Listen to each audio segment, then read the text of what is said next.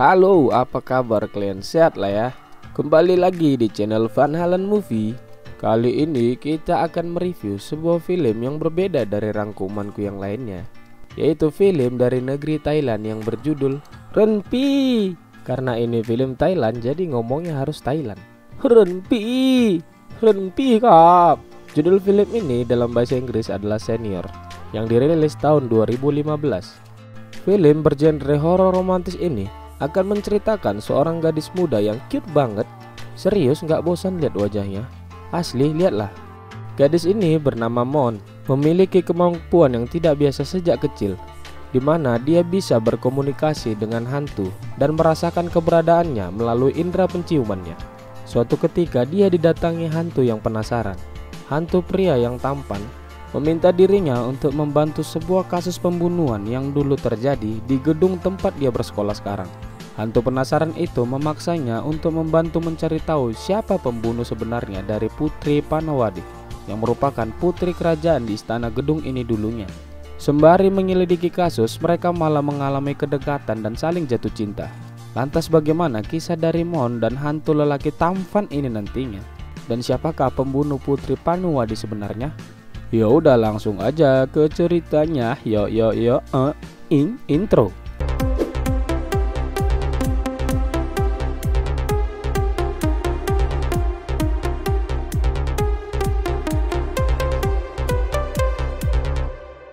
Film dibuka dengan sekelompok gadis yang lagi ngumpul sambil berbagi cerita misteri di tengah malam. Mereka bercerita sekolah mereka yang banyak hantunya, terutama sejak terjadi peristiwa pembunuhan 50 tahun lalu, yaitu pembunuhan Putri Panawadi. Jadi dulu sekitar 50 tahun lalu, gedung sekolah SMA Katolik Santa Maria ini adalah istana Panawadi, lalu direnovasi dan menjadi sekolah. Namun saat bercerita, salah seorang dari mereka berteriak sangat kuat karena ketakutan. Mereka pun langsung berpura-pura tidur kembali. Karena keributan itu, suster sekolah mereka datang dan mengecek kamar mereka. Dan saat suster itu bertanya siapa pelakunya tadi, salah seorang murid menuduh murid lain di sudut kamar, yang padahal dia tidak ikut-ikutan dengan mereka. Dan gadis yang dia tuduh adalah Mon. Teman yang lain juga ikut-ikutan menuduh Mon. Lalu Mon yang tidak tahan berteriak kuat. Karena kejadian itu, keesokannya Mon malah dihukum mengepel lantai sekolah. Tidak lama kemudian Mon dipanggil ke ruangan suster kepala. Suster ini bernama Hana. Dia menasihati Mon agar tidak mengulah karena dia dititipkan bibiknya yang sedang terbaring di rumah sakit. Mon selama ini ternyata diurus oleh bibiknya. Mon adalah seorang yatim piatu sejak kecil. Ayah dan ibunya meninggal karena kecelakaan. Namun sekarang dia terpaksa harus tinggal di asrama sekolah karena bibiknya yang jatuh sakit. Singkat cerita, Mon pergi ke kantin untuk makan siang. Di sini Mon terlihat bertingkah sangat aneh, di mana dia berbicara sendiri.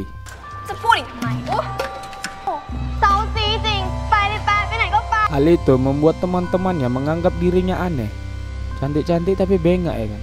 Lalu Mon yang sedang makan dihampiri oleh An. Terlihat An mengajak Mon berbicara. Namun tiba-tiba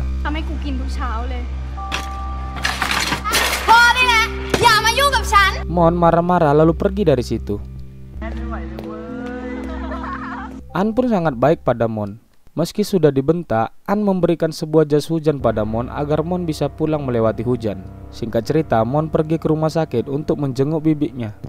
Tidak lama kemudian dia didatangi seorang dokter muda bernama Mano. Tampaknya si Mano ini naksir dengan Mon dan berusaha mendekatinya. Tapi Mon cuek padanya dan pergi dari situ. Di toilet, Mon dihampiri sesosok hantu pria misterius. Ternyata hantu ini adalah yang mengajak Mon berbicara di kantin tadi.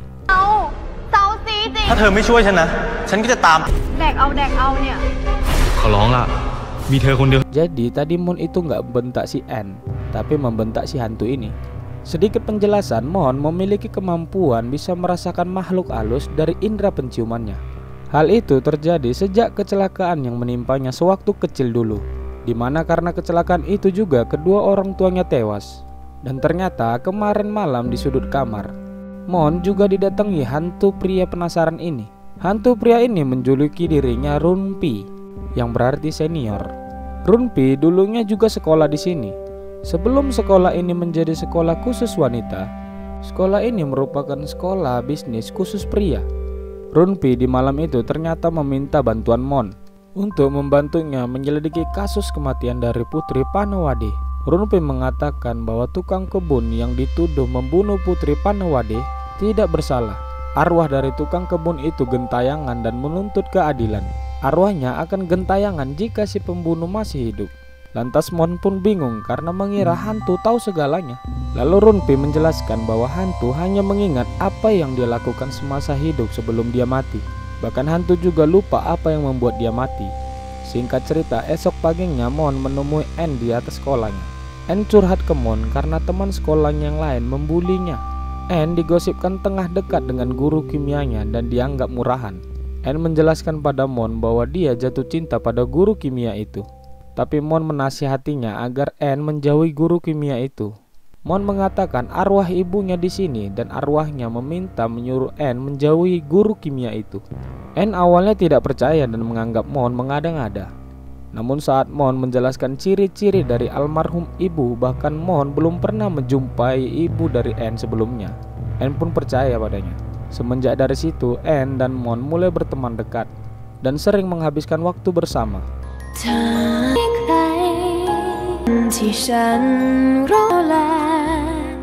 Lalu Mon di kelas mulai mencari tahu tentang kasus pembunuhan Putri Panawade.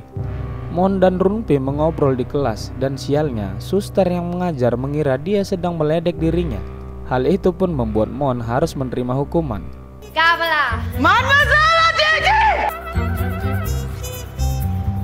Setelah Mon mencari tahu kasus tadi, dia mendapatkan 3 orang yang kemungkinan terlibat.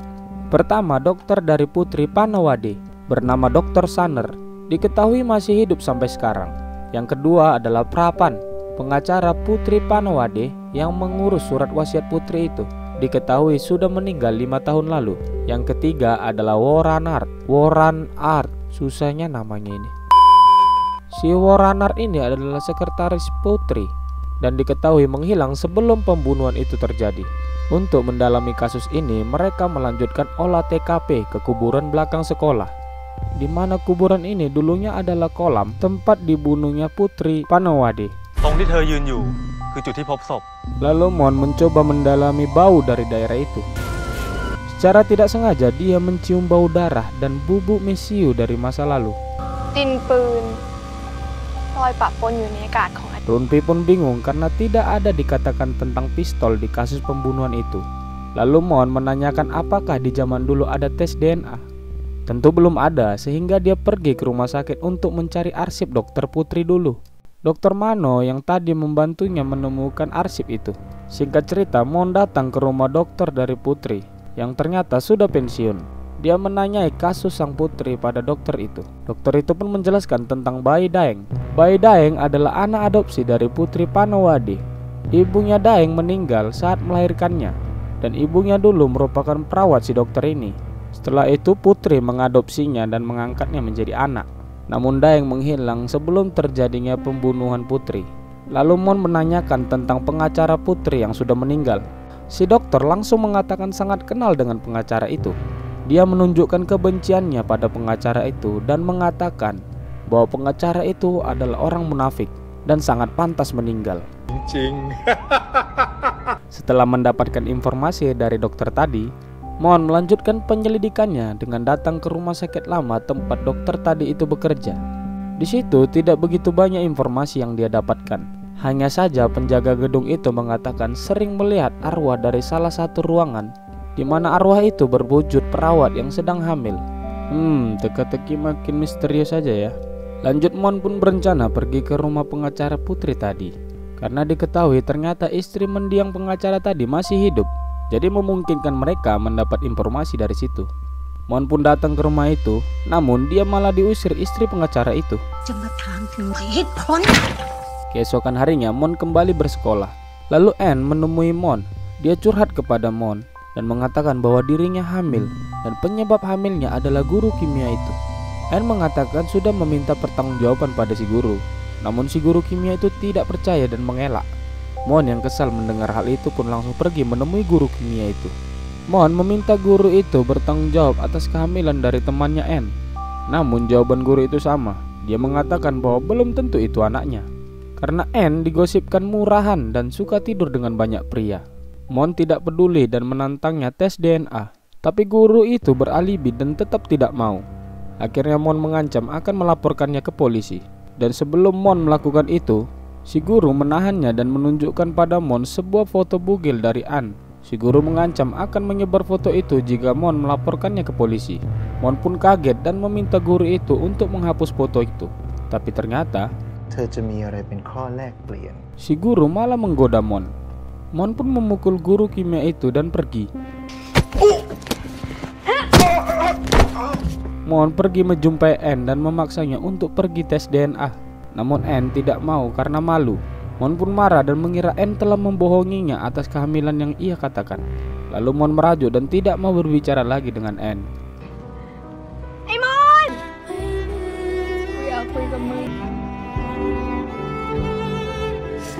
Singkat cerita, Mon melanjutkan lagi penyelidikannya.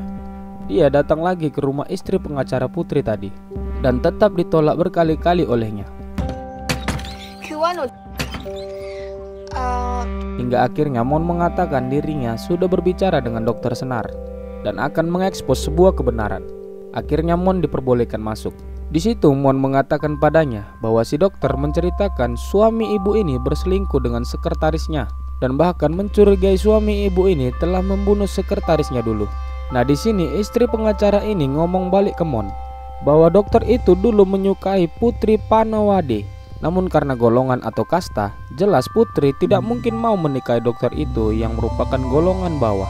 Jadi intinya dokter tadi dan istri pengacara ini saling menuduh satu sama lain. Sembari Mon bercerita dengan si ibu di bawah, Runpi pergi ke atas dan mencari berkas-berkas dari pengacara itu. Dan tiba-tiba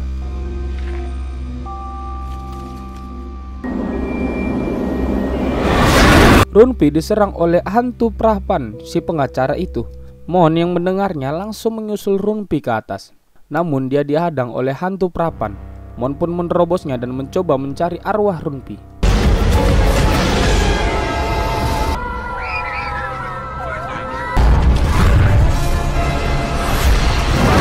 Mon kembali diserang hantu pengacara itu. Beruntung Runpi datang dan menolongnya.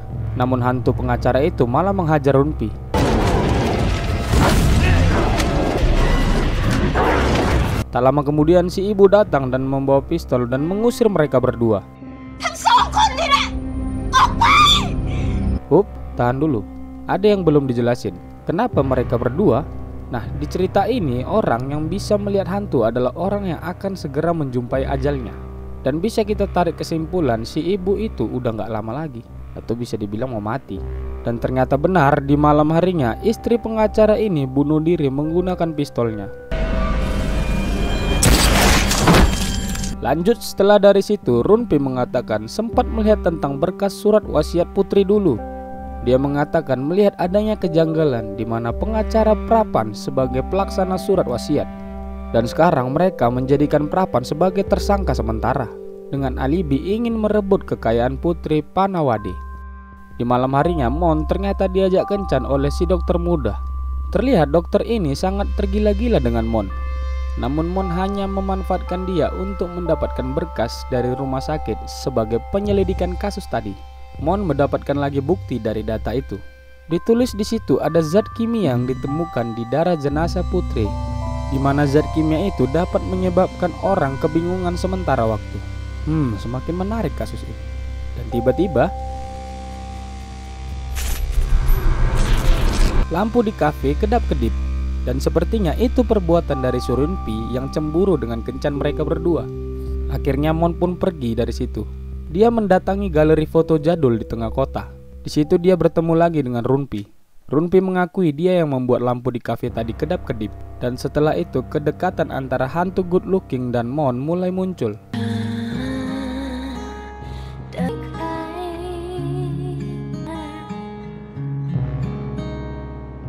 Setelah ngedate dengan hantu, Mon kembali ke asrama.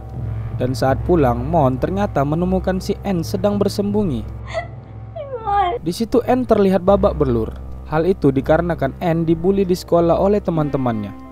Mon lalu mengobati Anne dan merawatnya. Anne mengatakan dengan jujur bahwa dia sangat mencintai guru kimia itu, namun cintanya bertepuk sebelah tangan. Mon pun mengatakan segera menjauhi guru itu karena dia bukan pria baik-baik. Kemudian Anne menanyakan tentang kekasih dari Mon. Lantas Mon pun bingung di situ dan mengatakan tidak punya kekasih. Anne mengatakan bahwa pernah melihat dirinya dengan seorang pria di sekolah saat sedang dihukum.